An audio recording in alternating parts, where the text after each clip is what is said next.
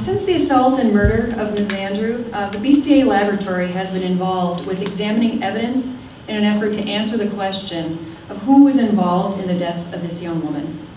Examination of biological evidence collected from the victim was conducted over the years, and finally in 2004 we were able to develop a full male DNA profile that had enough information to qualify for upload to our DNA database, where it could be searched against the convicted offenders who had been collected to date.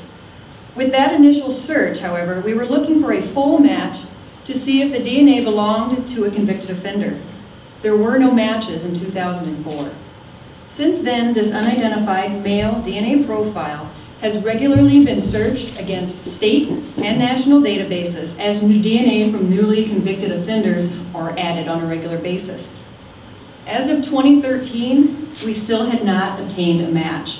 At that point, it was clear that the person who left this DNA at the scene was not in any of the convicted offender databases that we were able to search. However, recently, our laboratory was able to use a new searching technique, a new BCA process that would search the unknown male DNA profile from the victim's body against the state convicted offender database to determine if any of the convicted offenders could be related to the person who left this evidence behind. That new search process provided a critical investigative lead for the law enforcement officers who were investigating the assault and murder of Ms. Andrew. The BCA lab was able to provide the Duluth Police Department with the name of a convicted offender from the state of Minnesota who was likely closely related to the person whose DNA was found on the body of Ms. Andrew. Armed with this information, the investigators were able to move forward on this case. This DNA lead, along with the vast amount of information collected throughout the 30-plus year investigation, led investigators to the person believed to have left this unidentified DNA that was found on the victim at the time of her death.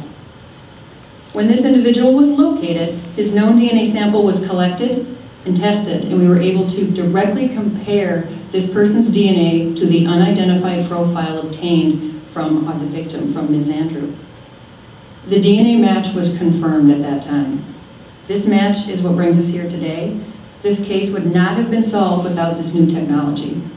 It's the relationship that we have with the BCA and the good work that was done early on in this case that brings it to an end. And while we're proud of where we are today, you know, this was obviously a very tragic case for Carolyn and her family, and we're happy to be able to close this chapter. And I certainly wouldn't want to speak on behalf of the Andrew family, but any family that loses a daughter, even though you know what may have happened, still live with the pain that came from the day that this happened 3 or 4 years ago.